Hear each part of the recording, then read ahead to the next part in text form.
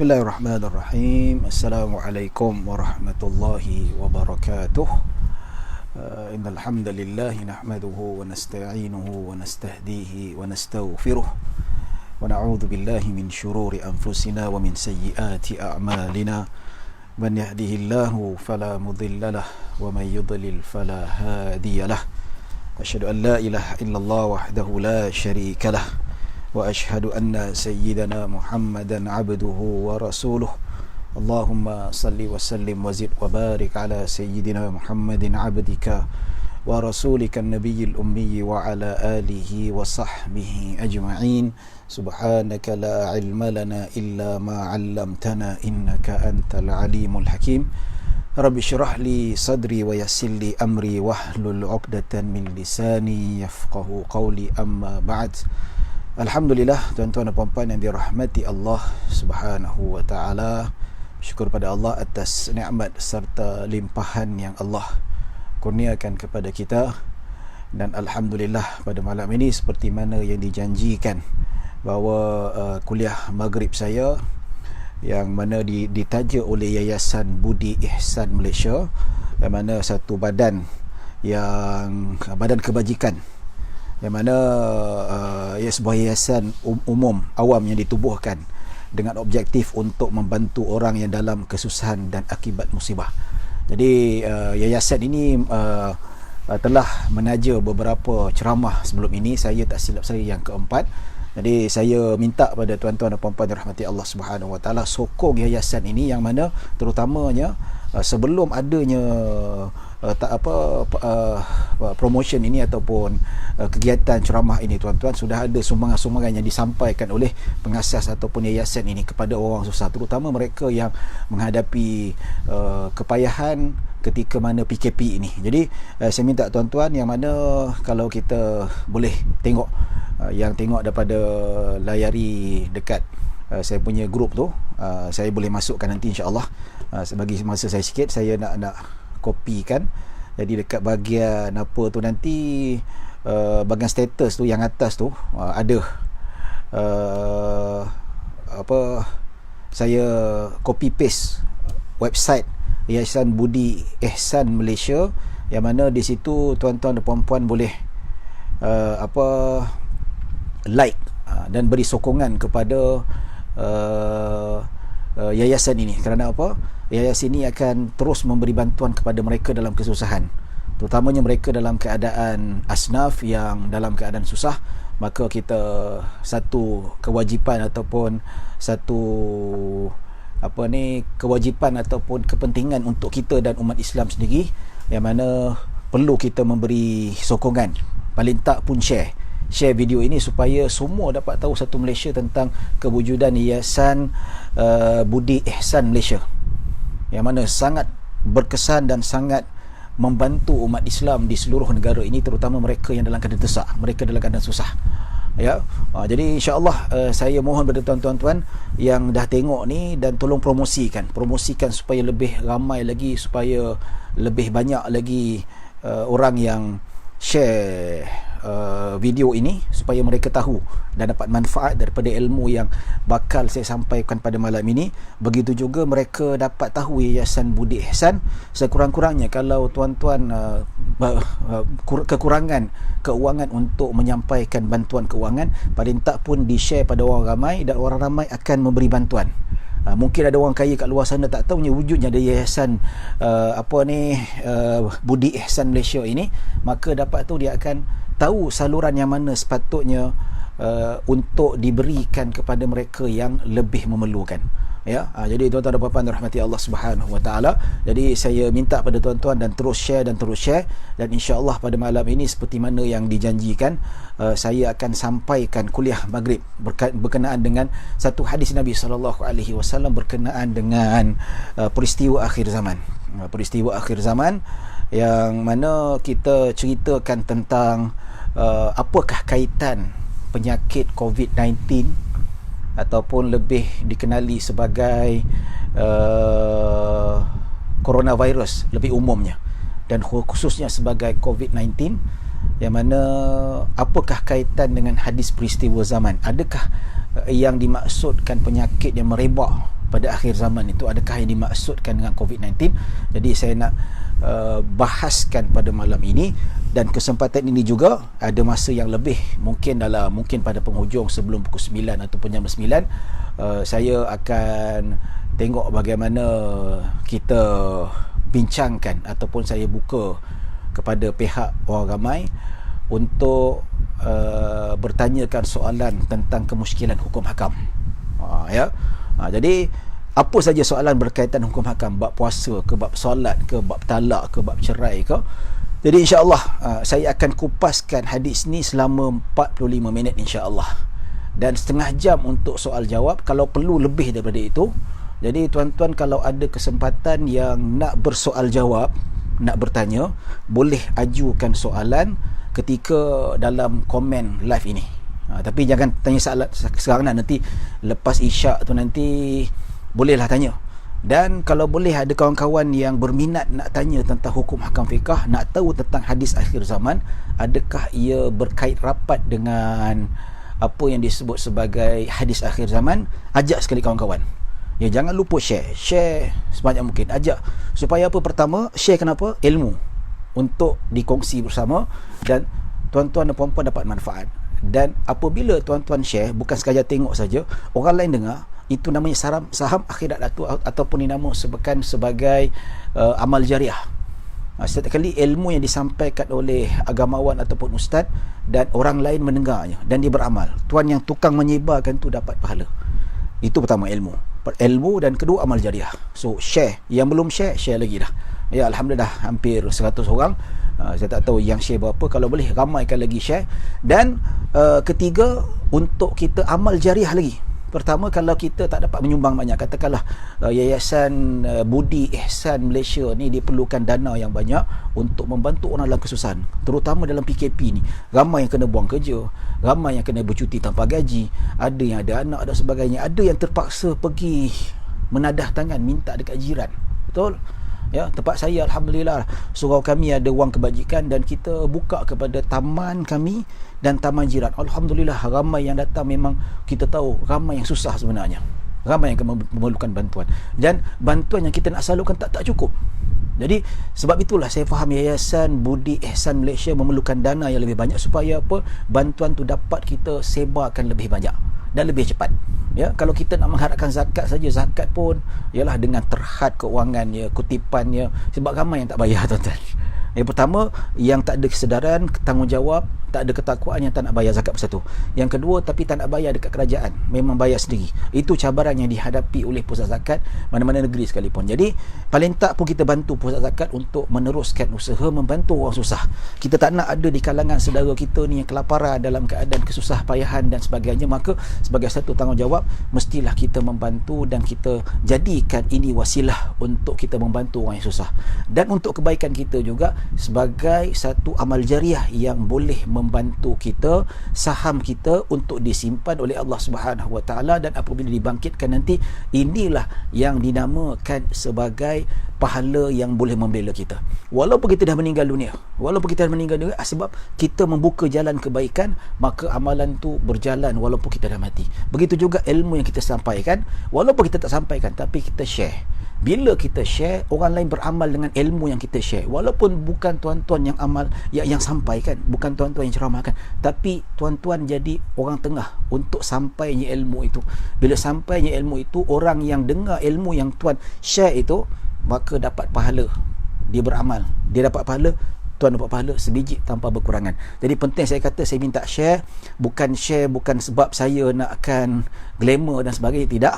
Tetapi share ni saya mengharapkan supaya Yayasan Budi ini lebih dikenali dan lebih dikenali oleh masyarakat umum, supaya dengan orang ramai mengenali Yayasan Budi Ihsan ini, maka saluran kebajikan ataupun derma itu dapat dikutip dengan lebih banyak dan dapat dimanfaatkan lebih ramai lagi orang Islam dekat tanah air kita ni tuan-tuan ya. Jadi yang belum share, yang belum ajak kawan, sila ajak kawan supaya dapat manfaat yang besar. Pasal apa kita nakkan kebaikan ini sama-sama kita dapat, seluruhnya kita dapat, bukan saja saya saja dapat, bukan Yayasan Budi Ihsan saja dapat, tetapi dapat juga oleh tuan-tuan dan puan-puan sekali ya. Tuan-tuan dan puan-puan rahmati Allah Subhanahu Wa Taala. Baik, kita sudah bincangkan apakah yang apa yang disebutkan sebagai hadis berkaitan dengan Allahumma salli ala Muhammad, hadis akhir zaman. Saya nak bacakan satu hadis Nabi SAW ya, hadis yang panjang, cuba saya ringkaskanlah perbincangan yang disebut di sini, iaitu hadis yang diriwayatkan oleh Imam Bukhari dan hadis yang diriwayatkan oleh Imam Ibnu Majah. Hadis yang sahih, tidak diragukan lagi. Iaitu satu hadis yang diriwayatkannya ada seorang sahabat namanya Auf bin Malik Al-Ashja'i radhiyallahu anhu. Ya, saya bacakan hadis itu sikit. Wa an Auf bin Malik Al-Ashja'i radhiyallahu anhu qala ataitu Rasulullah sallallahu alaihi wasallam wa huwa fi ghazwati Tabuk. Auf bin Malik radhiyallahu anhu dia berkata, satu hari aku datang kepada Rasulullah sallallahu alaihi wasallam ketika itu baginda dalam peperangan Tabuk. Peperangan Tabuk ni, Tabuk satu tempat yang terletak dekat utara Jaziratul Arab, ataupun sekarang ni dipanggil sebagai Arab Saudi lah. Yang mana di situ peperangan yang mana Nabi bersiap siaga untuk memerangi kaum Rom ketika itu. Rom yang mana kuasa besar dekat Eropah, dan termasuklah ketika itu di Syam, di Palestin, termasuklah di Syria, di Iraq, di Parsi dan tidak Parsi iaitu Empire Parsi. Ya, jadi Nabi duduk dekat situ sebelum pergi berperang. Tapi akhirnya peperang itu tak jadi dan balik dalam keadaan maksudnya peperangan itu tidak sempat berlaku. Yang mana wahwa fi khaba'in min adamin, dan ketika itu Nabi SAW berada dalam satu kemah yang diperbuat daripada kulit. Kulit lembu ataupun kulit kambing ataupun kulit unta, maka dibina sebagai kemah untuk Nabi SAW berteduh. Ya, jadi Auf bin Malik kata, aku datang nak jumpa Nabi SAW ketika itu Nabi berada dalam sebuah kemah yang diperbuat daripada kulit. Baik, dia kata fajalastu bi fana'il khiba'i, dan ketika itu aku duduk di hadapan kemah. Betul-betul di hadapan kemah. Dia tak nak mengganggu Nabi SAW. Sekadar kalau nak jumpa Nabi, nak cakap Nabi di depan kemah saja. Jadi kalau dia masuk pula nanti sempit ataupun mengganggu keselesaan baginda SAW. Baik. Faqala Rasulullah SAW, maka Rasulullah SAW bersabda, udkhul ya Auf, wahai Auf, masuklah. Nabi jemput dia masuk. Nabi ni seorang yang akhlak mulia, ya, akhlak mulia, dan begitu juga Nabi SAW seorang yang tinggi akhlaknya, ya, tidaklah sekadar melayan tetamu hanya di luar, tapi dijemput masuk. Maka faqultu bikulli ya Rasulullah, wahai Rasulullah, adakah aku perlu masuk pada seluruh badan aku? Maksudnya adakah aku masuk sedikit ke? Sebab apa? Tempat kecil, sempit.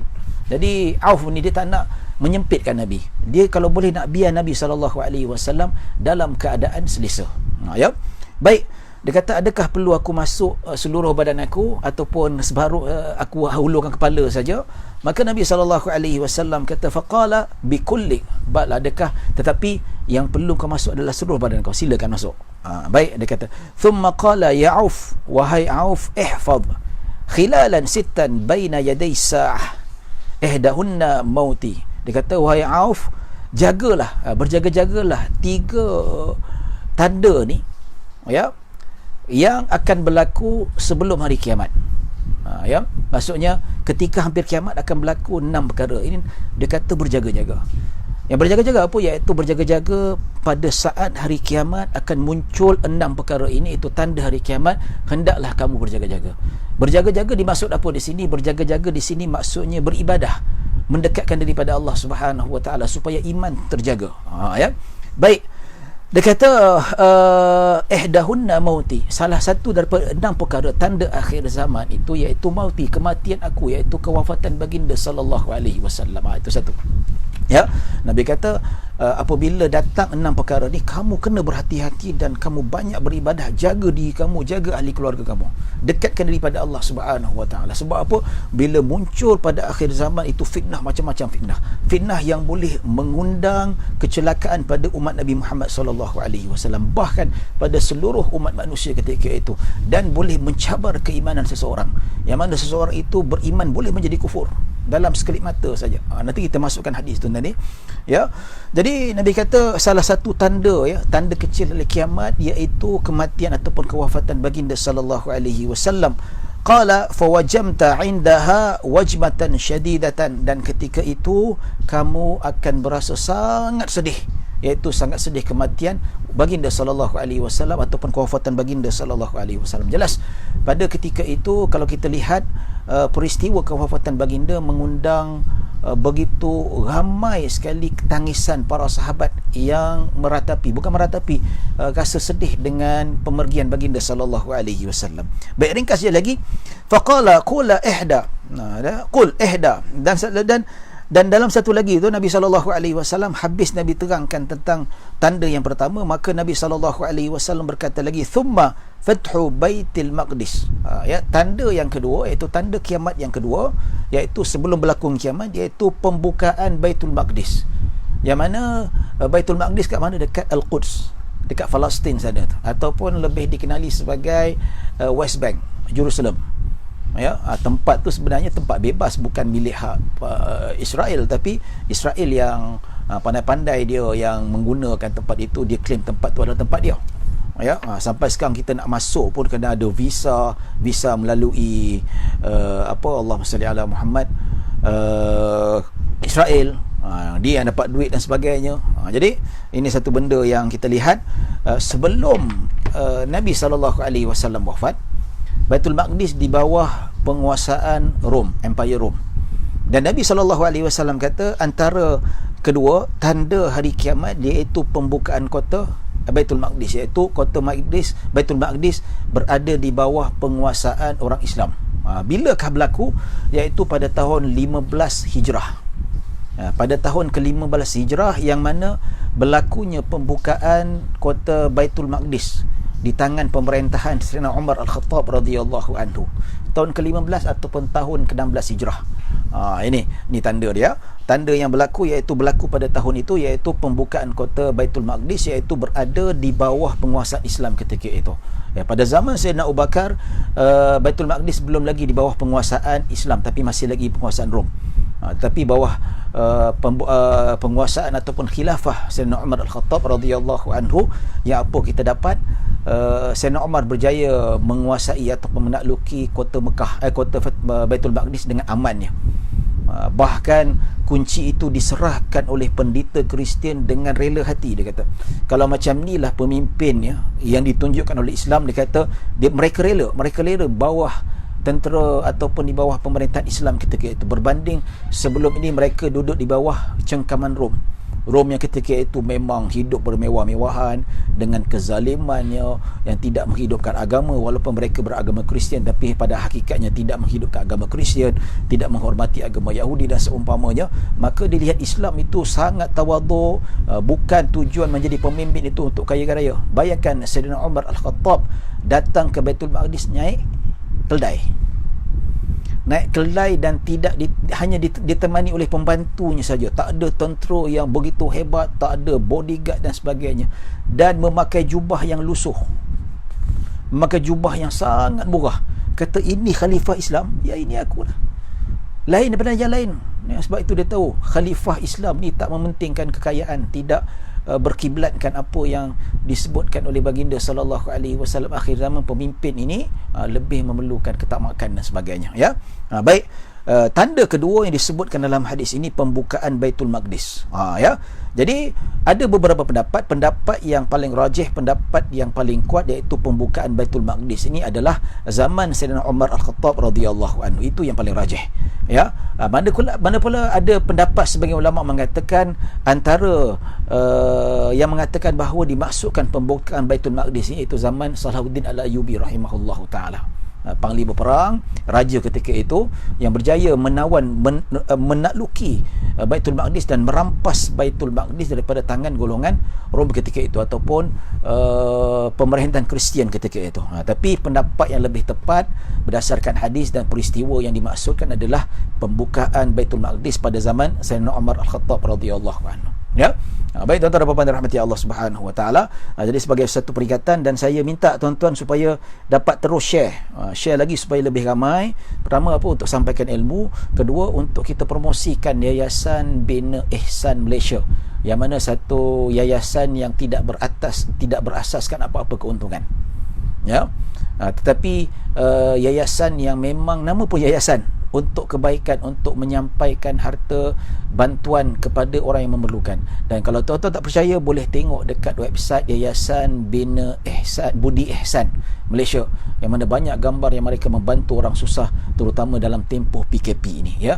Jadi jangan lupa juga tuan-tuan like saja, tak bukan susah pun, ya. Benda baik, like, supaya lebih ramai lagi Facebook ini. Lebih-lebih lagi kawan-kawan tuan-tuan dan puan-puan yang bila tuan like grup tu, nanti akan keluar dekat wall kawan-kawan dan mereka nampak, mereka pun boleh like juga. Ini benda baik. Kita buka sunnah yang baik supaya kita pun dapat pahala.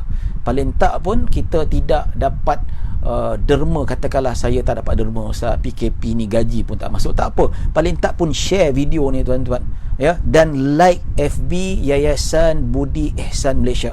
Paling tidak pun kita faham tak semua orang mampu untuk menderma dan sebagainya, ya. Jadi paling tak pun buatlah semampu mungkin dan ajak kawan. Dan ya, dalam jam pukul 9 nanti kita akan buka soal jawab fiqh, insya-Allah dalam masa setengah jam, ya, kita akan jawab semampu mungkin.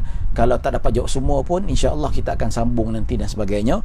Jadi apa saja soalan boleh tanya, kemusykilan berkaitan dengan hukum fiqh, kita nak raikan lagi lebih ramai supaya dapat manfaat ilmu ini, ya. Baik. Jadi Baitul Maqdis itu tanda yang kedua. Dan tanda ketiga, kemudian Nabi SAW bersabda, "Thumma da'un yadhharu fikum yastashhidullahu bihi dharariyakum wa anfusakum wa yuzakki bihi amwalakum."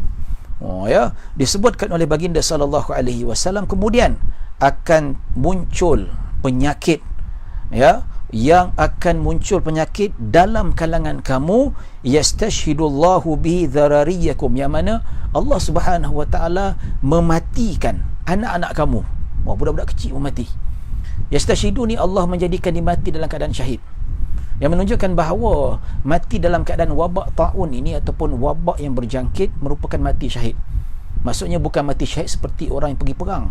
Yang pergi perang tu tak boleh dimandikan, haram, dia kena solatkan dan dikebumikan dengan darah-darah hanya sekali, ya. Tetapi yastashhidu ni Allah mensyahidkan mereka disebabkan mati dalam keadaan kena rebatkan ataupun tularan penyakit taun ini, ya. Zarariyakum, anak-anak budak-budak kecil meninggal dunia, ya. Dan anfusakum, dan orang dewasa kamu sendiri akan mati, ya. Baik tuan-tuan dan puan-puan dirahmati Allah Subhanahu wa taala.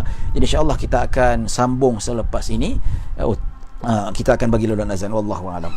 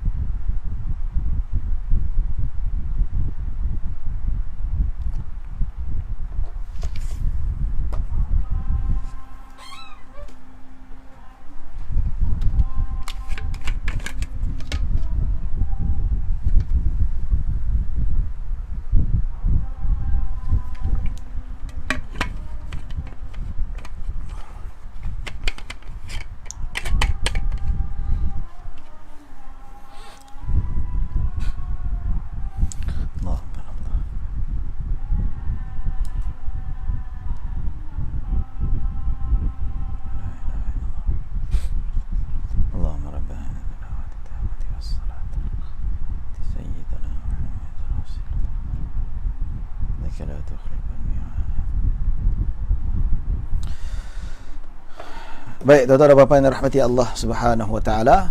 Jadi kita sambung, ya. Baik, saya minta siapa yang tengok tolong sharekan video ni. Pasal apa kita nak promosikan bantuan, ya, Yayasan Budi Ihsan Malaysia. Saya minta.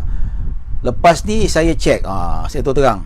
Saya cek siapa yang tak share tapi dia tengok, dia tak share, saya unfriend. Saya akan buat. I will do. Ya. Siapa tak share saya unfriend. Ya. Kalau mana-mana ke, kalau tak juga saya block lah. Macam tu. Nak kena block. Jadi bila block tu memang perkongsian ilmu saya memang tak dapat lagi lah. Tengok soal jawab fiqah tu tak boleh nak tengok apa lagi lah kan. Ya. Jadi share saja, share. Apa susah, share saja. Senang, tak rugi pun. Tak rugi apa data kita pun, ataupun kalau keluar dekat kita punya apa ni, wall Facebook tu, dia tidak merugikan apa-apa, bahkan memberi manfaat. Orang tengok, mana tahu terdetik hati dia untuk derma dan sedekah, ya. Jadi boleh tengok tu. Jadi siapa yang tak share, siapa yang tengok, saya simpan nama-nama yang tengok tu. Siapa yang tak share, saya unfriend. Ya. Baik, siapa tak share, saya akan unfriend. Betul, ya. Dan mana-mana yang follow saya akan block. Wah, ni ganas punya ugutan ni. Memang ugut ni. Ya, sampai bila? Sebab apa? Saya ada, saya memang kalau kata nak lagi ramai share, start kena buka FB page. Saya nak FB yang satu ni pun susah nak jaga. Nak jaga FB page saya, tak ada siapa nak jaga. Sebab tu saya tak buka FB page. Macam kalau ustaz-ustaz yang public figure tu, dia ada orang yang jaga. Jadi bila buka FB page ni, follower lagi ramai, share lagi ramai. Tapi saya memang mengharapkan FB peribadi lah, ya. Tapi yang kalau tengok friend saya ada 5,000 penuh. Yang waiting list berpuluh-puluh, dah 100 lebih yang waiting list. Tu terang, saya tak bohong, ya. Dan tekan button follow yang kat saya ni 31,000. Tak bohong, hampir 31,000. Tapi yang share berapa ramai? Yang share berapa ramai, tuan-tuan? Ya, 100 pun tak sampai. Ya, apa yang tujuan dia nak friend saya sebenarnya? Ya, saya kalau friend seseorang tu, saya memang ambil manfaat. Betul. Ada tak semua saya friend berapa orang saja, tapi kalau saya friend yang betul-betul, yang memang saya, yang doktor saya friend, semua saya friend. Tapi yang tekan button follow sampai 31,000, yang friend saya sampai 5,000, sampai dah limit tak boleh lagi dah. Tapi share berapa ramai? Itu yang saya pelik. Ingat lagi, siapa tak share, saya unfriend. Tu terang. Saya tengok, like ada tapi share tak ada, unfriend.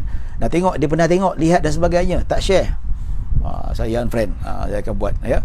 Itu ada apa-apa yang rahmati Allah Subhanahu Wa Taala. Minta tolong share, tolong share. Jangan rasa rugi. Anda tidak akan rugi kalau share sekalipun, ya. Baik, tuan-tuan dan puan-puan yang rahmati Allah Subhanahu Wa Taala. Jadi Nabi kata akan muncul penyakit yang menyebabkan anak-anak kamu mati dan diri kamu mati. Maksudnya jumlah yang sangat ramai, ya, jumlah yang sangat ramai, yang mana dengan penyakit itu wa yuzakki bihi amwalakum.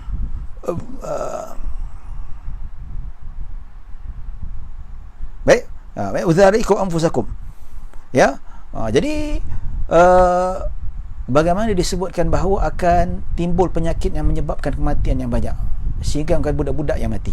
Cuma apakah yang dimaksudkan dak ini ta'un? Nah, apakah yang dimaksudkan definisi ta'un? Kalau buka dalam kitab Allahumma salli ala Muhammad, Lisanul Arab, dia kata penyakit yang merebak. Yang merebak menyebabkan demam, menyebabkan sakit dada dan sebagainya. Ta'un ni umum. Ada kata ta'un pada yang dimaksudkan Nabi tu lain, dan ada kata sama saja. Tapi overall yang boleh saya kata, rata-rata yang ulama mengatakan apa saja melibatkan penyakit yang berjangkit, melemahkan sistem tubuh badan kita, imun tubuh badan kita, itu dinamakan ta'un. Ya, ta'un ni maksudnya ada macam-macam, ya.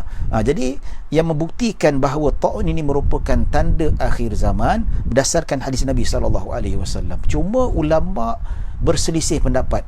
Dia kata bila berlaku ta'un itu, yang mana disebutkan oleh Ibnu Kathir, kata Imam Ibnu Hajar, yuqalu, dikatakan, yang dimaksudkan ta'un pada hadis Nabi ini iaitu berlaku pada zaman khilafah Sayyidina Umar Al-Khattab radhiyallahu anhu, ya. Dan ini dinamakan penyakit ta'un amawas. Ta'un amawas. Ta'un amawas apa? Ta'un penyakit yang merebak, berjangkit, macam kita tengok COVID-19 ni, yang menyebabkan sistem badan kita lemah, demam, sakit dada, sesak nafas dan sebagainya, ya, menyebabkan organ kita tidak berfungsi. Itu yang seperti mana ditakrifkan dalam kitab Lisanul Arab, ya. Jadi dia kata yang dimaksudkan Nabi penyakit taun yang timbul yang menyebabkan budak-budak mati, anak-anak mati dan orang-orang dewasa mati itu, iaitu berlaku pada zaman Sayyidina Umar di Amawas. Amawas ni satu tempat yang berdekatan dekat Palestin. Ya, maksudnya benda dah berlaku. Yang mana ada hujah yang diambil daripada riwayat Imam At-Tabrani rahimahullahu taala, dia kata maksudkan taun yang keluar sebagai tanda hari kiamat, tanda akhir zaman iaitu berdasarkan hadis, iaitu penyakit itu timbul dekat Syam. Syam apa, belah-belah Syria, belah-belah Palestin, belah-belah dekat Jordan, situlah. Tapi hadis riwayat Tabrani ni yang mengatakan, ada ulama mengatakan hadis ni tak kuat, hadis ni lemah. Yang hadis yang sahih itu disebut secara umum, tapi ada ulama kata walaupun lemah tapi disokong oleh hadis sahih. Namun kita raikan pendapat kedua-dua, iaitu yang mengatakan penyakit taun yang muncul ketika itu seperti mana dimaksud oleh Nabi SAW adalah penyakit taun, ya betul. Berkemungkinan iaitu pada zaman Sayyidina Umar, seperti mana disebutkan oleh Syekhul Islam Ibn Taymiyah, yang masyhurnya iaitu dekat Amawas, dekat Syam ketika itu, ataupun dekat Palestin, ataupun bersebelahan dengan Baitul Maqdis, yang mana Sayyidina Umar nak masuk pergi sana tak jadi. Pasal apa? Sebab dia ijtihad, masuk situ akan menyebabkan dirinya akan masuk dalam kemusnahan ataupun kebinasaan, dan nanti dia keluar nanti membawa penyakit dekat Madinah ataupun tempat-tempat yang lain. Jadi, dan ada ulama kata juga dia bukan khusus untuk pada zaman Sayyidina Umar saja, dan begitu juga akan berlaku tahun demi tahun, tahun demi tahun, tahun demi tahun dan sebagainya, termasuklah pada hari ini COVID-19. Ya, bila kita tengok pada zaman sekarang ni tuan-tuan, kalau bila saya bincangkan dan saya lihat perbahasan COVID-19 ataupun coronavirus dibincangkan oleh para ulama, terutama yang pernah saya baca pandangan Al-Habib Abu Bakar Al-Adani, dia ada tulis, ada kitab dia Fiqh At-Tahawulat tentang antara peristiwa akhir zaman. Dia kata munculnya penyakit berjangkit, wabak berjangkit seperti penyakit corona. Penyakit corona ni macam-macam, dia ada macam-macam jenis. Corona ni salah satu je pecahannya COVID-19. Dan boleh tak kalau kita nak kata COVID-19 itu adalah taun yang dimaksudkan oleh Nabi SAW? Bagi saya ya, bila dikiaskan dengan taun, COVID-19 dengan taun tu ada banyak persamaan berdasarkan definisi-definisi yang ditunjukkan oleh ulama-ulama hadis. Dan begitu juga kalau buka dalam kitab-kitab Arab yang lain seperti Maqayisul Lughah, Lisanul Arab, Qamus Al-Muhid, Fairuz Abadi dan sebagainya, maka beri makna bahawa dia penyakit yang menjangkit. Orang yang dekat boleh menjangkit, yang berkumpul ramai-ramai boleh berjangkit, dia boleh menyebabkan kematian, yang menyebabkan badan tu lemah, imun jadi lemah dan sebagainya. Jadi itu ada pada ciri-ciri COVID-19. Mungkin kalau kita nak kata adakah COVID-19 tu berlaku pada Sayyidina Umar, tak mungkin, dia berbeza, ya. Sebab taun ni macam-macam, ada pelbagai jenis pecahan dan ada pelbagai jenis kategori yang disebutkan. Jadi bagi saya tidak salah sebahagian daripada pendapat ulama-ulama moden mengatakan bahawa COVID-19 ini juga merupakan pecahan daripada penyakit taun, dan ia merupakan sebagai tanda-tanda hari kiamat. Adakah yang dimaksudkan di sini tanda besar yang maksudnya Dajjal dah dekat ataupun tak lama lagi nak kiamat? Untuk pengetahuan tuan-tuan, tanda-tanda hari kiamat ini yang disebutkan dalam hadis 6 adalah tanda-tanda kecil, bukan tanda-tanda yang besar. Tanda-tanda besar tu lebih besar, seperti terbit matahari di belah barat, bukan timur lagi dah, ya. Munculnya Dajjal, munculnya binatang berkaki 4 keluar daripada muka bumi, begitu juga disebutkan tanda-tanda besar yang lain, tapi masih lagi dalam kategori yang kecil. Jadi sebab itulah Nabi SAW berkata kepada Auf bin Malik, dia kata berjaga-jaga. Berjaga-jaga macam mana? Siapkan diri ketakwaan. Sebab apa? Kamu ni berada pada dunia yang penghujung ni, ya. Dan dalam riwayat yang lain disebutkan bahawa thumma alladhi yalihi manzilatun tanziluhu ummati minasyam yufnihim fi mutanun ka qu'asil ghanami. Dia kata akan turun nanti satu tahap penyakit yang akan datang menyerang kamu, sama ada di Syam dan sebagainya, bahawa dia akan membunuh, wabak yang akan menyerang kamu dan akan memusnahkan kamu, ya, ka qu'asil ghanam, seperti mana penyakit yang menyerang kambing ataupun binakan ternakan. Ya, penyakit yang wabak kan penyakit kuku yang mana virus yang menyerang binakan ternakan menyebabkan mati dengan cepat. Ya, maksudnya Nabi kata akan munculnya penyakit seperti mana kamu lihat satu tahap virus penyakit yang datang menyerang binatang ternakan kamu, binatang kamu mati dengan cepat. Tak sempat nak duduk rehat kejap, 2-3 hari mati terus dah. 2-3 hari sebelum dia sihat, tapi bila kena, once you kena dengan virus tu memang mati. Macam ni lah tuan-tuan, bila kita tengok yang ialah kematian sudah mencecah 50 orang kat Malaysia ni tuan-tuan, yang mana kata tengok mereka ni tak ada, ialah kebanyakannya ya, yang mati umur 37 tahun, yang sihat walafiat, yang pergi buat usaha dakwah, yang keluar pergi makan, bila kena saja COVID-19 dah terus sesak nafas, tak lama tu meninggal dunia. Macam tu sekali tuan-tuan, begitu kronik ya, penyakit yang menyebabkan kematian begitu cepat dan kematian yang sangat mengejut, padahal sebelum datangnya virus tu dia sihat walafiat, tidak ada apa-apa masalah ya. Jadi tuan-tuan yang dipuan-puan dirahmati Allah Subhanahu wa taala, maka itu yang disebutkan dalam hadis Nabi SAW. Maka bagi saya lah, kalau ikut sebahagian pendapat di kalangan para ulama, seperti mana disebutkan Habib Abu Al-Adani rahimahullahu taala wa hafizah, yang mana ia adalah tanda-tanda kecil hari kiamat. Ya, maksudnya tanda-tanda kecil hari kiamat ni kenapa Allah munculkan dia? Sebab Allah nak bagi tahu kita dah berada di penghujung dunia.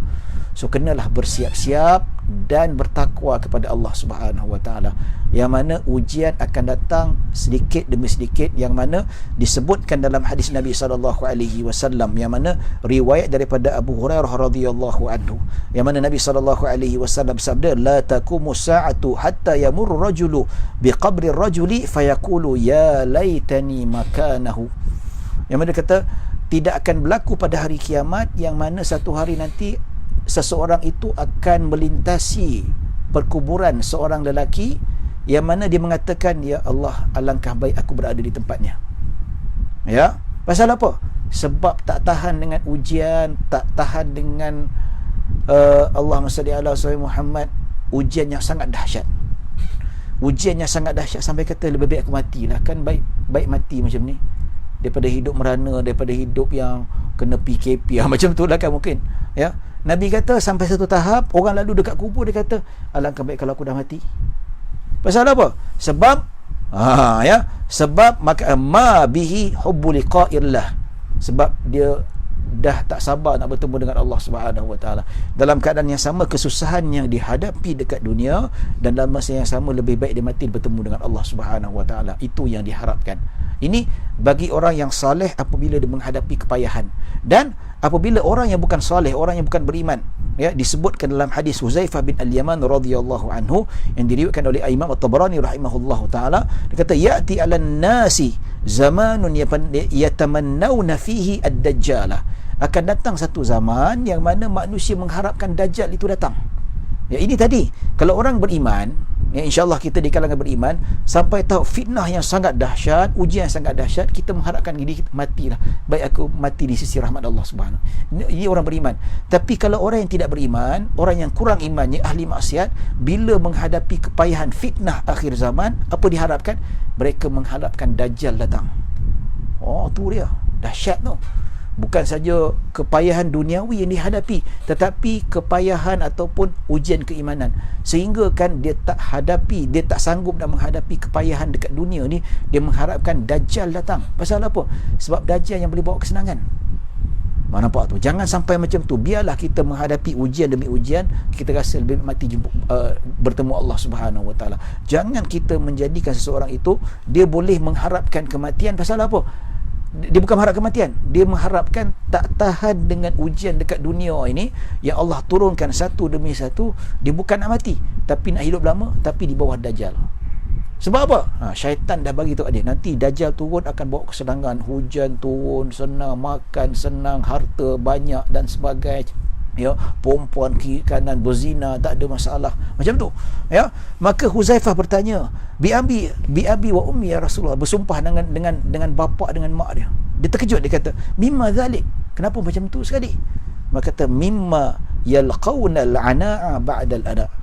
Sebab mereka mengharapkan dajjal itu datang sebab kepayahan demi kepayahan yang datang menimpa mereka. Dahsyat tak dahsyat tuan-tuan? Dahsyat tak dahsyat punya hebat, punya dahsyat. Nampak tu? Ini maksudnya akan berlaku pada akhir zaman. Tak tahu zaman kita ke, zaman tok nenek kita ke, ada zaman cucu kita ke, kita tak tahu. Akan datang timpa. Lepas COVID-19 tak tahu COVID-20 pula akan timbul. Satu persatu kepayahan. Dengan kepayahan yang kita tak ada makanan, tak hujan dan sebagainya, sementara nak tunggu Imam Mahdi turun dan sebagainya. Ini satu perkara yang sangat-sangat dahsyat, yang mana al-ana ba'dal ana, kepayahan demi kepayahan yang datang bertimpa-timpa, yang kita sendiri tak boleh rasa. Ya Allah, payah betul nak menghadapi saat-saat ini. Ya, orang soleh dia kata lebih baik aku mati. Nampak kubur, alangkah baik aku mati daripada hidup pada zaman macam ni. Sebab payah demi payah macam ni. Kita ni baru 3 bulan, sebulan, 2 minggu duduk rumah dah rasa macam nak gila lah. Macam tu. Punya dahsyat. Bayangkan nanti kalau habis COVID-19, berehat sebulan 2 bulan, datang lagi malapetaka, kita tak tahu apa jadi. Habis berehat tak datang, setahun 2-3 malapetaka. Ini yang sampai kata minta mati lagi bagus. Tapi orang yang tidak beriman, mereka mengharapkan Dajjal itu datang. Bila datang itu, maksudnya mereka tak tahan menghadapi kepayahan sehingga mengharapkan Dajjal bawalah kesenangan pada kami. Jangan kita sampai macam tu. Macam mana kita nak jadi orang yang soleh, tidak mengharapkan Dajjal? Nabi kata ihfaz, jaga diri kamu, beramal saleh, supaya apa? Sebelum datang fitnah-fitnah ini, iman kita terjaga. Ya. Baik, disebutkan juga thumma takunu al-amwalu fikum hatta yu'ta ar-rajulu 100 dinarin fayadhallu sakhitan. Kemudian datang kepada kamu harta yang begitu banyak sehingga kan seseorang itu diberi 100 dinar. 100 dinar tu banyak tu. 100 dinar fayadhallu sakhitan. Dia masih marah lagi, tak cukup.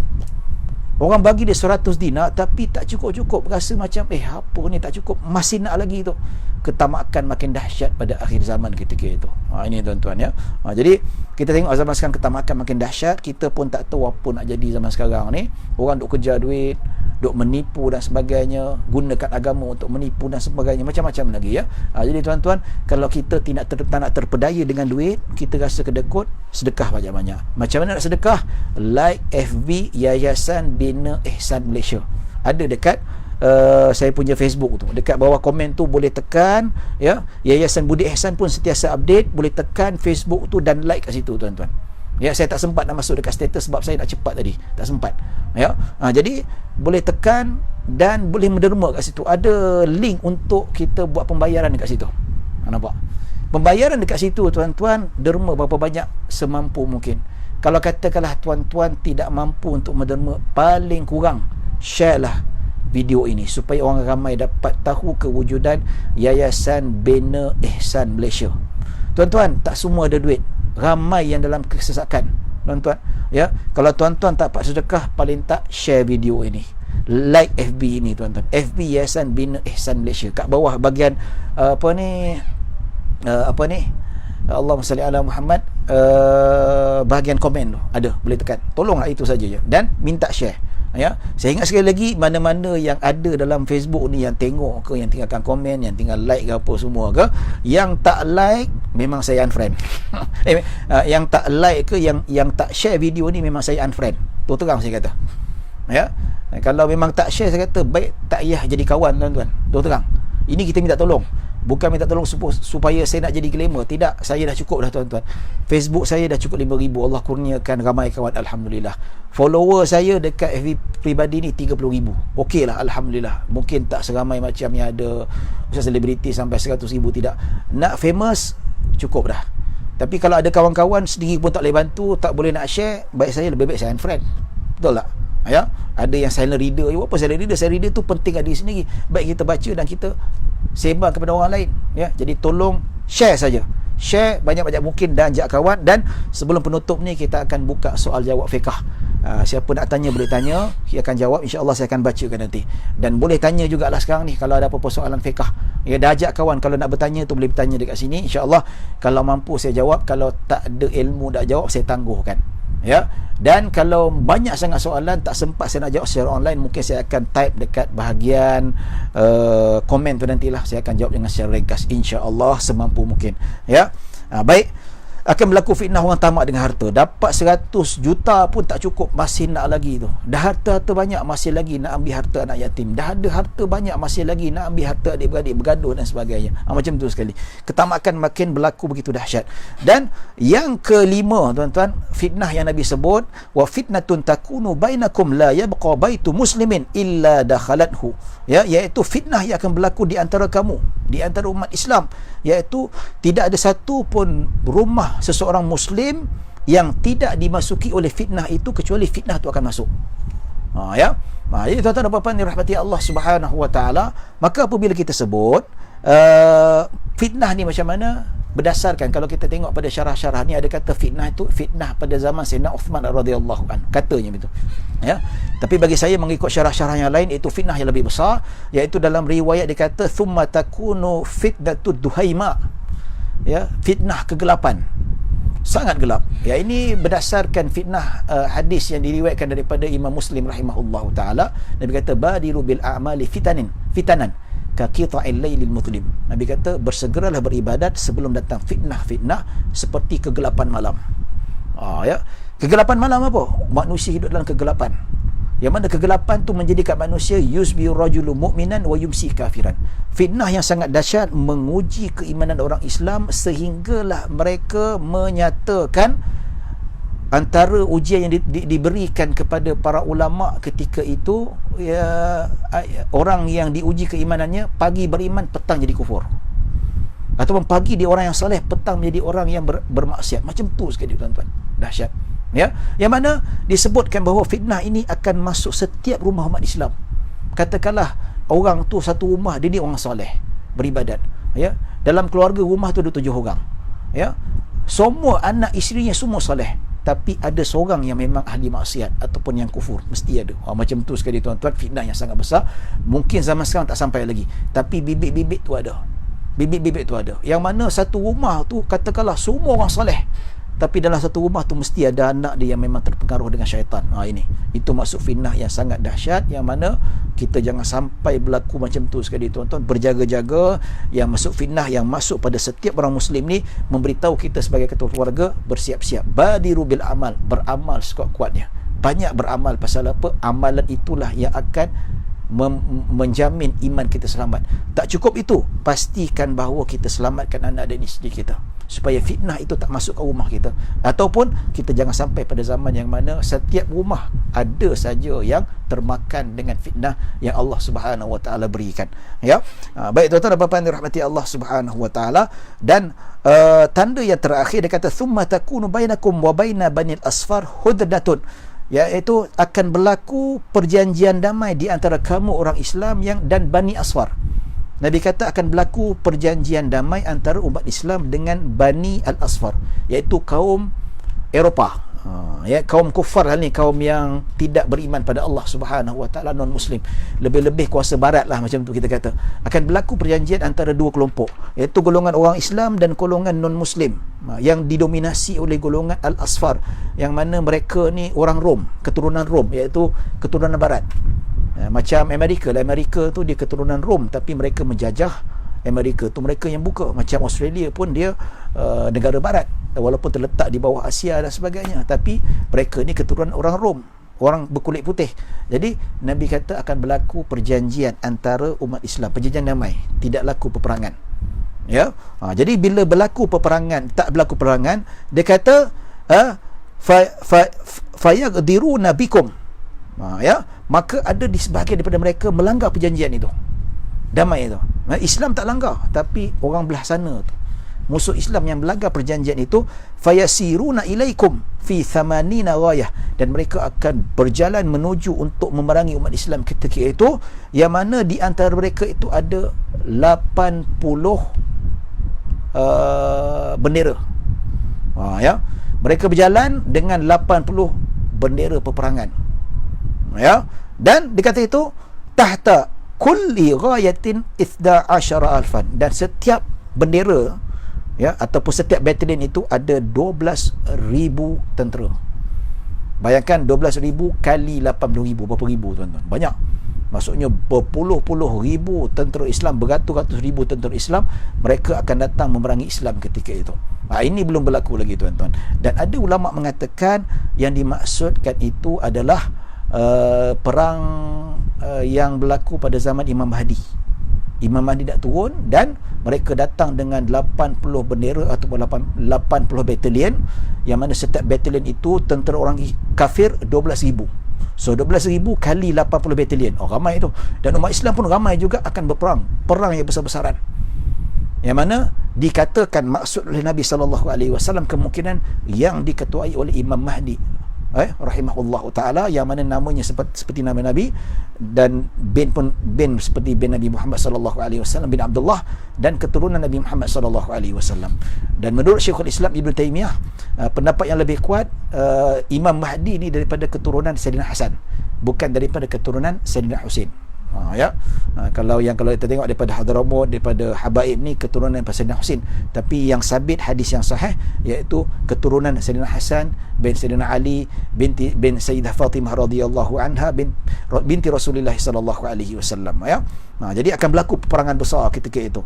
Jadi tuan-tuan dan puan-puan dirahmati Allah Subhanahu wa taala, inilah ke-6 tanda kecil yang Nabi sallallahu alaihi wasallam sebut. Maksudnya bukanlah kecil mana. Kita dah tanda kecil ni dah dekat. Tanda besar lagi dekat. Ke-6 ni. Apakah ke-6 ni? Nabi kata kewafatan baginda. Kedua, wabak taun. Kemungkinan wabak taun tu maksudnya bukan sekali saja, dia akan berlaku berulang-ulang. Termasuklah sekarang ni, tuan-tuan. Yang ketiga, pembukaan kota Baitul Maqdis yang dibuka oleh Sayyidina Umar Al-Khattab radhiyallahu anhu, dan ada pendapat mengatakan Salahuddin Al-Ayyubi. Dan begitu juga timbul ketamakan yang sangat dahsyat pada akhir zaman, sampai orang yang ada harta banyak pun tak cukup. Dah bagi harta berjuta-juta pun nak lagi. Macam tu sekali.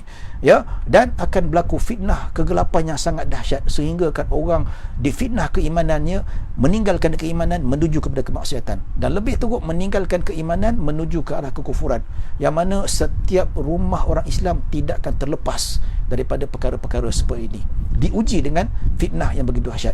Bapa selamat, bapa beriman, mak beriman, anak bongsu pula buat hal tak beriman pada Allah.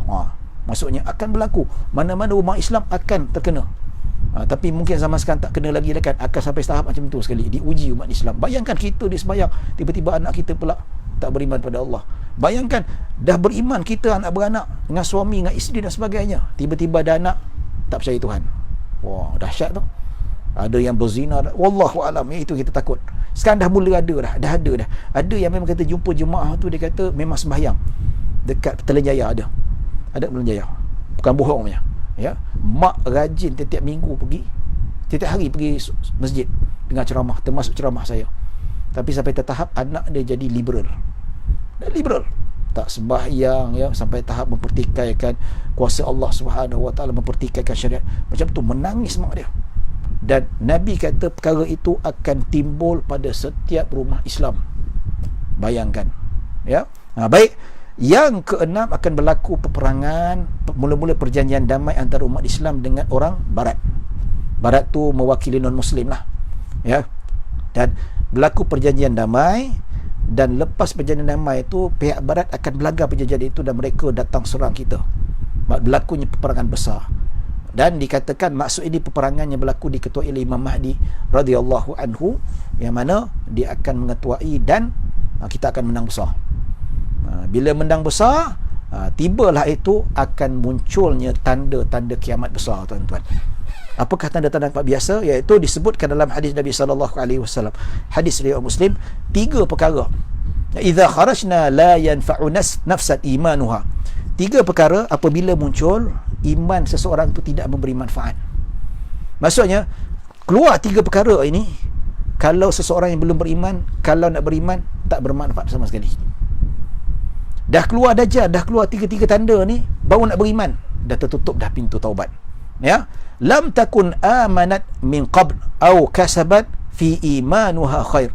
Maksudnya sebelum datang 3 perkara ini, dia tidak pernah beriman pada Allah. Lepas tu baru nak beriman, tidak ada manfaat, pintu taubat sudah tertutup. Kecuali mereka yang sebelum datang 3 perkara ini, dia dah standby beriman pada Allah Subhanahu wa taala, beribadat, jaga amalan, jaga ketakwaan, jaga kepercayaan pada Allah Subhanahu Wa Taala, jaga rukun Islam, jaga rukun iman dan sebagainya, maka datang ketiga-tiga tanda ini, dia selamat. Ya, baik, maksudnya itu selamat. Apakah tiga tanda itu? Tulu' syamsi min maghribiha, terbit matahari belah barat. Bila matahari terbit belah sana, kita baru nak istighfar, baru nak beriman, sudah terlambat sama sekali. Ya. Kedua, wad-dajjal, dajjal muncul. Maksudnya dia kalau tak beriman, bila dajjal muncul, dia tak nak beriman, dia tak boleh beriman lagi dah. Bahkan orang yang tak beriman pada dajjal itu, mereka terus ikut dajjal, jadi tentera dajjal. Memang confirm mati dalam keadaan kufur. Dan dabatul ar, yang ketiga, keluarnya binatang berkaki empat daripada muka bumi Allah Subhanahu Wa Taala, keluar. Ya, keluar dabah, tak tahu bentuk macam mana, yang mana Allah sebut, Nabi sebut binatang yang kaki empat saja. Bentuk rimau ke, beruang ke, wallahu alam, tidak ada dalil yang khusus ataupun dalil yang sahih. Yang ada pun riwayat-riwayat daripada para sahabat tidak dapat dipastikan sumber yang mana. Mungkin ijtihad dan sebagainya, ya. Apakah peranan dabah ini? Dabah ni akan keluar, dia akan membawa tongkat Nabi Musa AS. Dia nampak orang beriman, dia ketuk kat dahi, tulis beriman. Dia nampak orang kufur, dia ketuk dekat antara hidung ni, tulis kufur. Dia cop, dah nampak dah. Keluarnya dabah itu, dia akan bagi petanda siapa iman yang tidak beriman. Dan tanda itu tidak boleh berubah sama sekali. Dan orang kufur baru nak beriman, tidak akan menjadi manfaat sama sekali. Itu tanda yang besar. Bila tanda besar keluar, tuan-tuan, memang tak ada can nak bertaubat lagi dah. Dah tertutup. Ya. Nabi kata, wujudnya tanda kecil, masih sempat nak bertaubat, beribadat banyak, jaga imanan kamu. Bila tanda besar ni tu muncul, habis. Bahkan ada 6 lagi, tuan-tuan. 3 lagi tak sebut. Ya, insya-Allah kalau ada masa kita nak sebut supaya lebih kita dapat manfaat lebih besar lah, tuan-tuan. Ya. Itu tuan-tuan dan puan-puan rahmati Allah Subhanahu Wa Taala. Jadi seperti biasa, kita dah habis berbincang hadis berkaitan dengan hadis akhir zaman. Salah satu tanda hari kiamat, tanda kecil, iaitu taun, penyakit wabak berjangkit yang berbahaya, yang meragut nyawa dengan cepat. Ya. Dan mengikut sebahagian ulama mengatakan COVID-19, ulama moden, COVID-19 pun termasuk taun. Dan kemungkinan juga pendapat sebahagian ramai di kalangan para ulama bahawa COVID-19 ini merupakan termasukkan umum dalil mengatakan munculnya tanda-tanda kecil kiamat. So tuan-tuan, COVID-19 sebagai petanda kita sudah berada di penghujung zaman. Tapi masih belum terlambat untuk bertaubat. Bertaubat pada Allah, kembali pada Allah, bersegera untuk beramal. Nabi kata, badiru bil a'mal, cepat-cepat beramal. Pasal apa? Beramal itulah yang akan jaga keimanan kita. Jangan tinggal solat dan buat benda-benda yang sunat. Itu sebelum datang tanda kiamat besar, segala-gala pintu taubat dan pintu keimanan ditutup oleh Allah Subhanahu Wa Taala. Ketika itu nak bertaubat memang sia-sia dah. Ya, tuan-tuan dan puan-puan dirahmati Allah Subhanahu Wa Taala.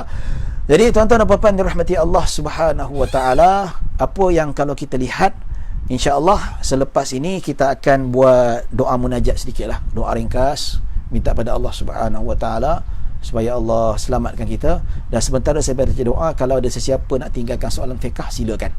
Ya, saya bersedia untuk menjawab persoalan mana-mana ataupun soalan berkaitan dengan perbincangan kita tadi. Ataupun ada soalan yang mana sekarang jam 9.10 dan insyaAllah kita akan baca doa 2-3 minit dan kita akan buka soal jawab untuk fiqh lebih kurang dalam sehingga 9.30 ataupun 9.40. Wallahualam. Baik, kita sama-sama munajat pada Allah Subhanahu Wa Taala. Semoga Allah selamatkan kita daripada malapetaka ini. Ya Allah, bismillahirrahmanirrahim. Alhamdulillahirabbil alamin, wassalatu wassalamu ala asyrafil anbiya'i wal mursalin wa ala alihi washabbihi ajma'in. Rabbana zalamna anfusana wa illam taghfir lana wa tarhamna lanakunanna minal khasirin. La ilaha illa anta subhanaka inna kunna minadh dhalimin. Subhanaka la ilma lana illa ma 'allamtana innaka antal alimul hakim. Ya Allah, ya Tuhan kami, sesungguhnya kami bergantung kepadamu ya Allah. Segala nikmat, segala kesusah payahan dan segala malapetaka dan segala wabak, segala-gala di tanganmu ya Allah. Ya Allah, kami mengharap padamu ya Allah. Rezeki kami di tanganmu ya Allah, umur kami di tanganmu ya Allah. Begitu juga kesalahan kami, kesusah payahan kami di tanganmu ya Allah. kesenangan kami juga di tangan-Mu ya Allah, kelapangan kami di tangan-Mu ya Allah, kesempitan kami juga di tangan-Mu ya Allah, kematian kami sudah tentu di tangan-Mu ya Allah. Jadi di atas kuasa-Mu yang tidak terbatas dan tidak ada sesiapa yang dapat menandingi kuasa-Mu ya Allah. Ya Allah, bebaskanlah kami daripada belenggu wabak penyakit yang tidak kami ingini ya Allah, yang menakutkan kami ya Allah. Sesungguhnya kami lebih takutkan Engkau ya Allah, tetapi kami takutkan penyakit ini kerana apa? Kami takut tidak bersedia untuk bertemu dengan-Mu ya Allah. Ya Allah, berilah peluang kami supaya panjang umur dalam ketaatan pada-Mu ya Allah. Berilah kami panjang umur untuk kami memperbanyakkan ibadah pada-Mu ya Allah. Ya Allah, panjangkanlah umur kami supaya Kau gerakkan hati kami supaya banyak beribadah, banyak bertaubat ya Allah. Kami baru sahaja mempelajari tentang hadis-hadis berkaitan dengan tanda-tanda kiamat. Ini menunjukkan banyak tanda-tanda kiamat yang telah ditunjukkan oleh Rasul-Mu ya Nabi Muhammad sallallahu alaihi wasallam. Banyak sekali sudah keluar tanda-tandanya menunjukkan bahawa Engkau memberi amaran kepada kami bahawa dunia ini berada di penghujungnya ya Allah. Ya Allah, berilah kesempatan pada kami untuk banyak beribadah. Berilah kesempatan kami supaya dapat sentiasa bertaubat padamu ya Allah. Ya Allah, berilah kesempatan kami ya Allah untuk terus mengabdikan diri padamu ya Allah. Oleh itu ya Allah, bebaskanlah kami daripada belenggu ini. Bebaskanlah kami daripada kesusahan payah ini ya Allah. Bebaskanlah kami daripada penyakit COVID-19 ini ya Allah yang mengancam nyawa kami ya Allah. Engkaulah yang mendatangkannya dan Kau jugalah yang membasmikannya ya Allah. Ya Allah, kasihanilah anak-anak kecil kami ya Allah. Kasihanilah orang-orang tua di kalangan kami ya Allah. Kasihanilah saudara-saudara kami yang hilang pekerjaan. Kasihanilah saudara-saudara kami yang tidak ada tempat bergantung di dunia ini, hanya padamu ya Allah. Padamu lah kami bergantung, padamu ya Allah. Ya Allah, bantulah kami. Ada di kalangan kami hilang punca, tak tahu mana nak cari punca. Ada yang tak tahu nak cari makanan, terpaksa menagih simpati dan seumpamanya ya Allah. Ya Allah, berikanlah peluang untuk kami hidup dalam keadaan tidak terlalu susah dan tidak terlalu senang. Paling tidak kami tidak dihantui oleh penyakit seperti ini ya Allah. Ya Allah, Engkau pengasih Maha Penyayang ya Allah. Tolonglah kami ya Allah. Kasihanilah anak-anak kecil ya Allah. Kasihanilah orang yang lemah di kalangan kami ya Allah. Ya Allah, janganlah Engkau azab mereka. Jikalau Engkau azab mereka, sesungguhnya mereka adalah hamba-Mu yang lemah. Namun jikalau Engkau memaafkan mereka, mengampunkan mereka dan juga mengelakkan mereka daripada segala malapetaka ini, sesungguhnya Engkau Maha Pengasih, Engkau Maha Agung, Maha Bijaksana ya Allah. Rabbana zalamna anfusana wa illam taghfir lana wa tarhamna lanakunanna minal khasirin. Rabbana atina fid dunya hasanah wa fil akhirati hasanah wa qina adzabannar. Sallallahu ala sayyidina Muhammadin wa ala alihi washabihi wasallam. Alhamdulillahirabbil alamin. Baik tuan-tuan dan puan-puan dirahmati Allah Subhanahu wa taala. Jadi seperti mana kita buka sesi lebih kurang dalam mungkin dalam setengah jam lah paling maksimum pun, kalau tak ada lama sangat juga ya, saya nak buka soal jawab ya. Tapi tuan-tuan ya, saya minta kali terakhir, setakat ni saya tengok yang share sudah mencapai 100 lebih ya. Jadi saya minta kalau boleh dapat share 200 cantik lah tuan-tuan. Yang tak share tu tolong share. Yang tak share lagi, ajak kawan WhatsApp, kau tolong share video ni, minta tolong ya. Bukan untuk populariti saya nak mempromosikan Yayasan Bina Insan Malaysia, yang mana satu badan yayasan, nama pun yayasan, bukan badan yang cari untung. Kerjanya kutip dana, bahkan yayasan tu keluar duit untuk bantu orang susah saudara kita ni tuan-tuan ya. Kalau kita bantu, insya-Allah satu hari nanti Allah Subhanahu Wa Taala akan bantu kita. So tolong share tuan-tuan. Target kita kalau boleh dapat 200 dah cantik dah ya, dapat 200. Dan dalam masa yang sama saya cakap juga serius, kalau mana-mana yang like, yang tengok saya nampak saya detect dia tak share, saya akan unfriend. Walaupun best friend sekalipun, kalau dia tak share video ni ganas, Ustaz gurau. Tak, saya serius ni, saya akan unfriend siapa yang tengok tetapi tak share video ni. Dan ajak kawan ramai-ramai lagi supaya share. Kita targetkan supaya lebih ramai ni tuan-tuan, supaya apa, usaha murni Yayasan Budi Ihsan Malaysia dapat diteruskan ya. Tuan Azhar minta tolong share video ni ya. Datuk Rosli Atan suruh sila share Datuk. Ahlan wa sahlan, selamat berkenalan ya. Ustaz Abu Abdullah ya, kawan lama ni, sahabat lama ya. Ustaz ni Ustaz Abu Abdullah bekas kagat. Tolong share Ustaz ya, ramaikan lagi supaya dapat share. Dan insya-Allah tiba masanya kita nak baca soalan lah, kita nak bersoal jawab. Baik. Baik, soalan-soalan yang kita nak tengok di sini ya. Terima kasih ya, munajat pun dah kita buat. Terima kasih Ustaz Bakhtiar Fitir kerana menjemput saya. Ustaz Bakhtiar Fitri ni pun orang kuat Yayasan Budi Ihsan Malaysia ya. Ya, Ustaz Bahatia Fitri yang belum friend dia, tolong friend dia lah sekali. Ataupun yang kalau dah penuh boleh follow dia di antara pakar motivasi kekeluargaan. Ya. Baik. Ya. Baik. Okey. Afiq Khan, saudara Syahrul Khan, jangan unfriend saya. Ya, dan arahan muallim. Okey, alhamdulillah, terima kasih. Haji Zainal pun terima kasih Ustaz. Ya. Baik. Jangan lupa Yayasan Budi Ihsan mengatakan derma sekali. Kalau ada duit derma lah, dapat RM10 derma lah, tak kisahlah. Dapat RM5 pun jadilah. Nabi kata ittaqin nara walau bisyakit tamrah. Jagalah diri kamu daripada api neraka walaupun separuh daripada buah tamar. Maksudnya kalau kita nak bebas daripada api neraka, tak nak dekat akhirat nanti terjunam dalam api neraka, sedekah walaupun sedikit. Tak dapat sebiji tamar, setengah tamar pun jadilah. Maksudnya kalau tak dapat adakah RM100, RM10 pun jadilah. Tak dapat nak sedekah RM10, RM5 pun jadi. Betul tak? Tapi kalau betul-betul tak ada duit, paling tak share. Share pasal apa? Supaya ramai tahu tentang kewujudan Yayasan Budi Ihsan Malaysia. Satu yayasan yang sangat murni, bukan berasaskan keuntungan, hanya sahaja nak membantu saudara kita yang susah ni tuan-tuan, ya. Tak ada ni susah. Saya pun rasa penat. Ya. Saya ni memang hidup saya memang bergantung pada ceramah. Tu terang. Ya, ihsan orang saya ceramah bagi duit, alhamdulillah. Ya, ini dah 2 minggu duit tak masuk. Alhamdulillah simpanan ada lah. Setakat ni saya ni belum sampai asnaf lagi lah. Tapi alhamdulillah adalah rezeki tu Allah Subhanahu Wa Taala bagi, tapi yang tak ada simpanan langsung. Inilah tujuan Yayasan Bina Ihsan, nak membantu. So teruskan share, teruskan menderma supaya apa? Terus Yayasan Bina Ihsan ini dapat menjalankan manfaat yang besar disampaikan kepada orang ramai, ya. Baik, kita nak baca soalan, ya. Bila banyak pula. Imam Mahdi tanda besar atau tanda kecil? Tanda kecil. Imam Mahdi masih tanda kecil, tapi dah penghujung nak masuk ke tanda besar. Nampak tu, dia penghujung betul-betul tu. Ya, kalau masa zaman Imam Mahdi tu kita tak dapat jaga iman kita, Imam Mahdi tu nanti bila ni meninggal dunia dan Allah akan keluarkan angin.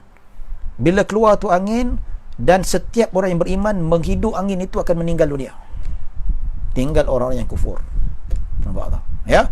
Dan bila munculnya Dajjal, masa ketika itulah yang mengikut Dajjal ketika itu adalah orang yang kufur. Sebelum tu dia memang tidak beriman pada Allah Subhanahu Wa Taala, yang ahli maksiat. Ya. Tapi kalau yang awal-awal sudah beriman ketika itu, maka di situ akan terjaga imannya dan tidak akan menjadi tentera Dajjal. Imam Mahdi masih lagi tanda kecil, tapi dah penghujungnya. Ya. Baik tuan-tuan dan puan-puan dirahmati Allah Subhanahu Wa Taala. Minta pin komen ini. Masuk pin apa? Saya tak faham. Pin. Dah pin dah. Komen. Okey. Baik. Soalan daripada Jack Said Abdul. Nama Jack Said Abdul tu. Dahsyat. Ya. Apakah hukum air akuarium? Ada ikan dalamnya, adakah najis ataupun umumul balwa? Ya. Baik, kalaulah terlalu sedikit sangat. Kalau terlalu sedikit sangat tidak merubahkan sifat air, ataupun najis ikan terlalu sedikit, maka air itu masih lagi suci dan menyucikan. Tapi kalau keladaknya banyak, yang mana keladak tu kita yakini banyak yang najis ikan, maka air itu tidak boleh digunakan, dikira sebagai air mutanajis.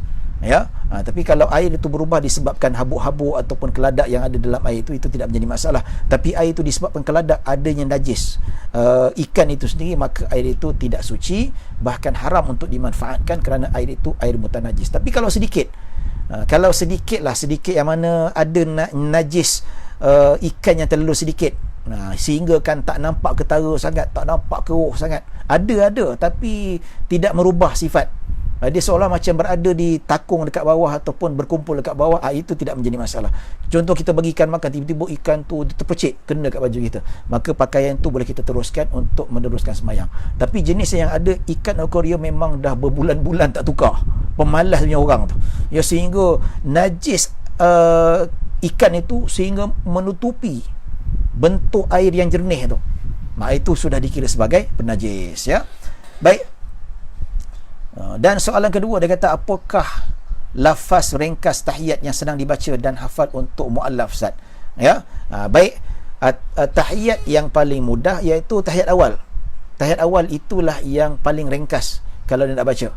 iaitu at-tahiyyatul mubarakatus salawatut thayyibatu lillah, assalamu alayka ayuhan nabiy wa rahmatullahi wa barakatuh, assalamu alayna wa ala ibadillahi salihin, asyhadu an la ilaha illallah, asyhadu anna muhammadar rasulullah. Ya, jadi itu yang mana kita lihat paling mudah lah. Yang mana tahiyat akhir, yang mana bacaan awal tu wajib, dan begitu juga syahadah dan selawat ke atas Nabi, dan disunatkan tambah dengan selawat ke atas keluarga Nabi SAW. Lagi bagus selawat Ibrahimiyah. Ya, kalau tak mampu baca, dia senyap saja dulu dalam masa proses dia belajar sampai dia hafal. Bila dah hafal baru dia baca. Ya, ataupun ketika dia baca, dia boleh pegang handset baca, ataupun dia baca ikut kertas pun boleh, tidak menjadi masalah. Ya. Ustaz, apakah yang dimaksudkan duyun muqayyadah dan duyun mursalah? Duyun muqayyadah, duyun yang orang terikat, mungkin terikat dengan jadual, ya, terikat dengan waktu tempoh yang tertentu. Manakala duyun mursalah, hutang yang bebas. Dia, kalau tak silap saya lah, dah lama tak buka kitab muamalat ni. Duyun mursalah ni, katalah pemiutang tu kata, kamu nak bayar, bila kamu nak bayar, bayarlah. Ya. Jadi mursalah ni maksudnya dia ada kesan beza pada hukumnya lah. Kalau seseorang itu ada duyun muqayyadah, dia nak pergi haji, adakah dia wajib gunakan duit tu untuk pergi haji, ataupun dia mesti bayar duyun muqayyadah tu? Dia wajib membayar duyun yang ataupun hutang yang telah ditetapkan tempohnya oleh pemihutang itu. Sebab apa? Itu hak orang lebih utama. Haji simpan duit lain. Tapi kalau duyun mursalah, macam sekarang ni lah, dia ikut waktu tempoh tertentu. Ada orang dia beli kereta, hutang 9 tahun, hutang dia bayar juga, tapi duit simpan untuk haji, dia boleh pergi juga, tak ada masalah. Ataupun dia ada hutang yang mana Tuan kata, bila kau ada duit nanti kau bayarlah, bila-bila nak bayar, bilalah, bayarlah. Ya, kita pun ada duit, kita kata dengan Tuan punya, boleh tak kalau duit ni aku tak bayar hutang kau, tapi aku nak pergi haji dulu, boleh tak? Kalau Tuan kata boleh, tak ada masalah. Maksudnya tak terikatlah dengan waktu dan tempoh. Wallahu alam, ya. Itu yang saya faham lah, yang dah lama tak buka kitab muamalat. Wallahu alam. Ada tak pendapat dalam mazhab Syafi'i mengatakan bulu kucing tidak najis? Ya, ada. Kalau buka dalam kitab Kifayatul Akhyar, pendapat kedua dalam mazhab Syafi'i, ya, yang mengatakan bulu kucing yang, ya, terpisah ketika mana dihidup tidak dikira sebagai najis. Tapi pendapat muktamad seperti mana yang telah disabitkan oleh Imam Nawawi, ia adalah najis. Ya. Cuma kalau kita kata konolah, kalau kita setakat bela seekor dua kucing, kita jaga-jaga je lah. Kalau nampak bulu tu terlekat kat baju, kita hanya kuis-kuis macam tu sajalah, tak perlu kita nak basuh. Ya. Tapi katakanlah rumah saya ada 30 ekor kucing, atas kapet ada, atas baju ada, atas jadah, susah nak dielakkan. Sebab apa? Banyak sangat. Terutama kalau orang yang duduk kampung, memang dia kata mak saya bela kucing 30 ekor kucing, beranak. Ya, sekali bagi tu seperiuk makan, bagi tulang ikan dan sebagainya, habis licin. Kalau macam tu, kita boleh ambil pendapat kedua. Pasal apa? Susah untuk berjaga-jaga. Tapi kalau sekadar menjaga seekor dua kucing, kita ambil pendapat yang lebih warak dan sebagainya. Ya, memang ada. Itu pendapat kedua dalam mazhab Syafi'i. Ya. Dahsyatnya Ustaz, kalau masuk rumah macam mana nak lari? Larilah. Tanya Husain Bolt macam mana nak lari. Ya. Baik. Ya, fitnah tu bukan maksud boleh lagi, dia akan datang juga ujian ke atas mak bapak, ada ahli keluarganya yang memang terkena fitnah kegelapan tu, yang sampai kufur, yang maksiat, yang tak percaya pada Tuhan. Ini mungkin tak sampai pada kita, tapi dah sampai pada sebahagian rumah-rumah orang Islam. Ramai yang sembahyang bagus, ibadahnya bagus. Ya. Jadi berlaku selepas itu, manakala kita tengok ujian yang seperti itu, setiap rumah akan kena. Ya. Apa yang patut kita buat kalau kita duduk zaman itu? Amal yang bagaimana Ustaz? Zaman tu macam mana nak menuntut ilmu? Sebab ulama pun dah tak mengajar kan, kerana dahsyatnya fitnah. Bukankah begitu? Baik, apabila muncul Dajjal, makanan tak ada, ulama dah tak ada. Ulama ada, ya. Dan ialah masih lagi dikira sebagai, selama 40 hari Dajjal tu keluar. 40 hari tu tempoh sangat lama. Yang orang beriman tak ada makanan. Tentera Dajjal makan mewah semewah-mewahnya. Dan disebutkan dalam hadis, dia kata orang beriman ketika itu, apa makanan dia? Makanannya adalah tasbih, tahlil dan tahmid, zikir. Selain daripada solat, selain daripada ibadah yang lain, zikir itulah makanan mereka. Maksudnya susah payah mereka terpaksa berzikir, Zikir itulah Allah akan bagi tenaga walaupun lapar tapi masih lagi hidup. Mereka hidup dengan zikrullah sementara menunggu Nabi Isa turun dan akan membunuh Dajjal itu sendiri. Ya. Dan bila Dajjal dah mati selepas itu, barulah keluarnya binatang daripada perut bumi, kaki 4, lepas tu barulah timbul angin yang akan mematikan orang beriman. Ya, saya kata silap tadi, masa Imam Mahdi silap, dia selepas itu.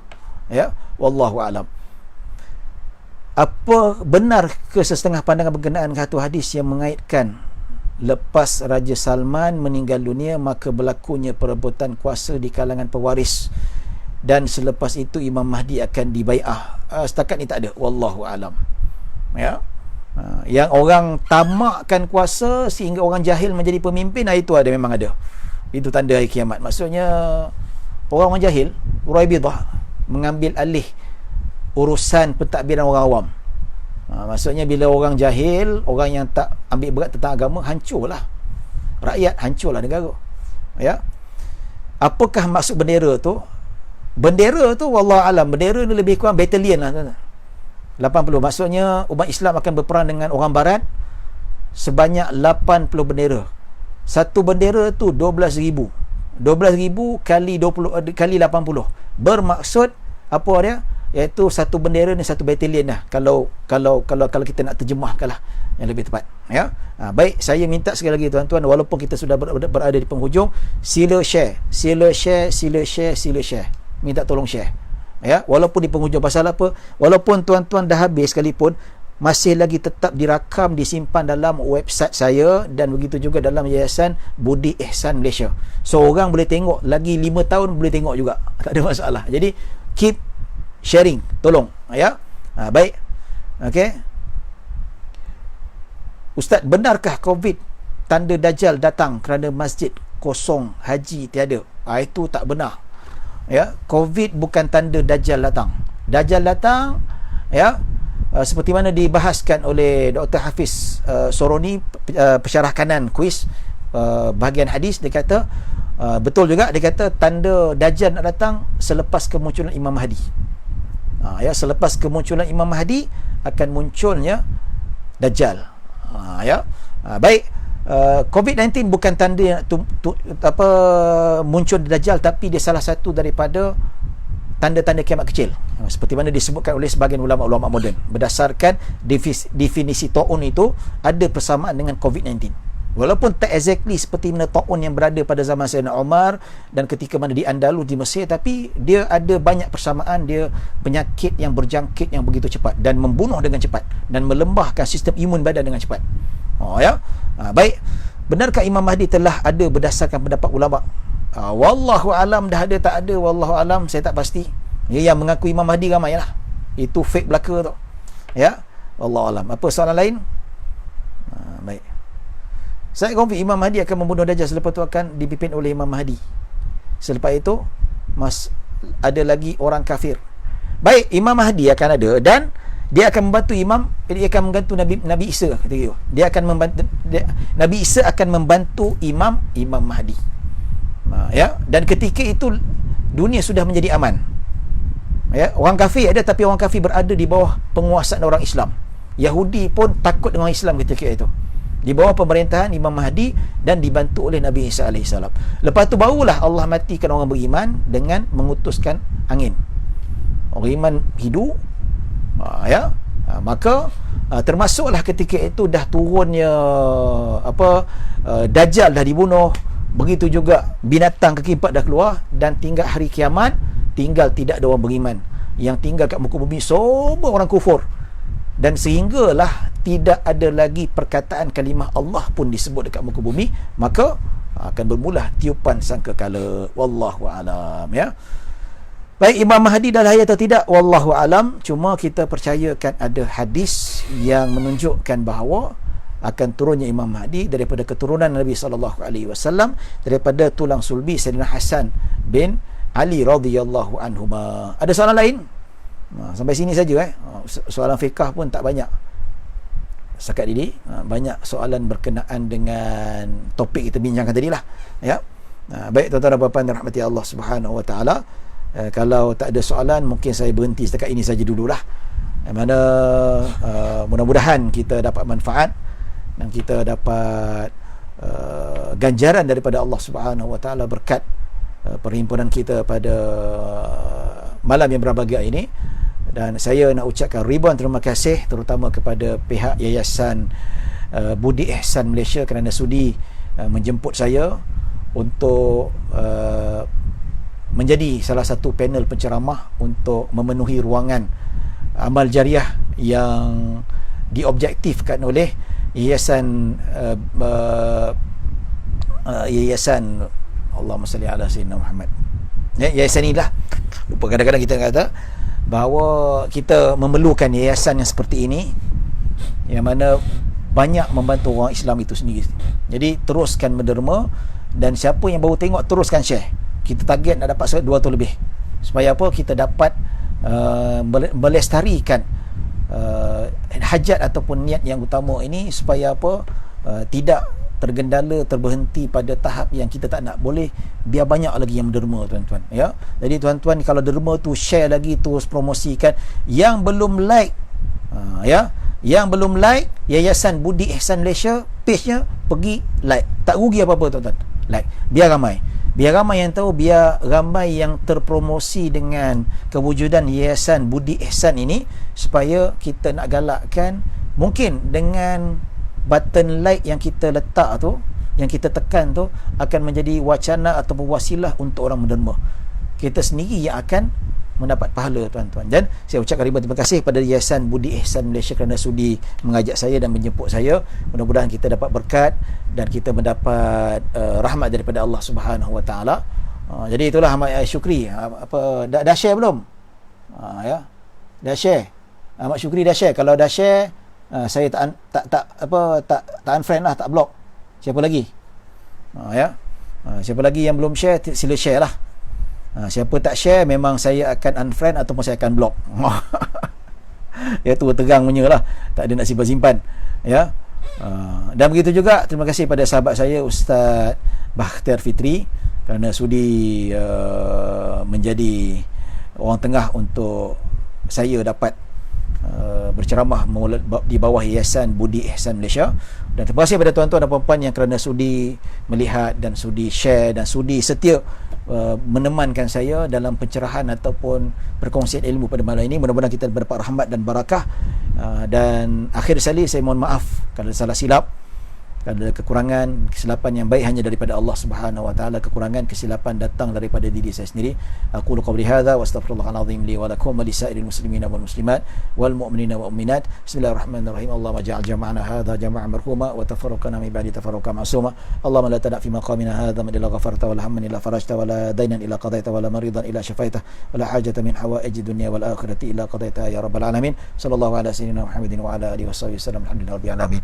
Besok insya-Allah kita akan sambung fake Ramadan atau fake puasa, pengajian kitab Muqaddimah Hadramiyah jam pukul 8 malam, ya. Jadi insya-Allah terima kasih share, dan walaupun video ni habis, tolong promosi kat kawan-kawan supaya terus share video ini. Pertama, supaya mereka mendapat manfaat pengajian ilmu pada malam ini, dan kedua, mereka mendapat pahala amal jariah menyebarkan benda kebaikan, dan ketiga, kita nak bantu orang Islam kat luar sana. Dalam tempoh PKP, ramai yang susah payah, yang tak makan, tak minum, yang anak tak ada susu tuan-tuan. Di Yayasan Budi Ihsan nak bantu. Ya, tuan-tuan, demi Allah, saya baca satu mesej, saya menangis. Ada orang hantar saya, Ustaz, anak saya setahun lebih dah 2 minggu minum susu tin. Susu tin ni, susu cap junjung tu yang kita buat teh tarik tu. Demi Allah tuan-tuan, saya menangis. Ya, saya minta nombor akaun, mak sini saya masukkan duit. Tuan-tuan, demi Allah, nak menangis ni. Nak menangis. Susu tin, saya kata kenapa bagi? Itu bukan susu, itu adalah gula. Itu pakai minyak kelapa sawit, bukan susu lembu. Itu saja yang ada, Ustaz. Nak susu badan, di sini tak ada susu, ya, itu saja.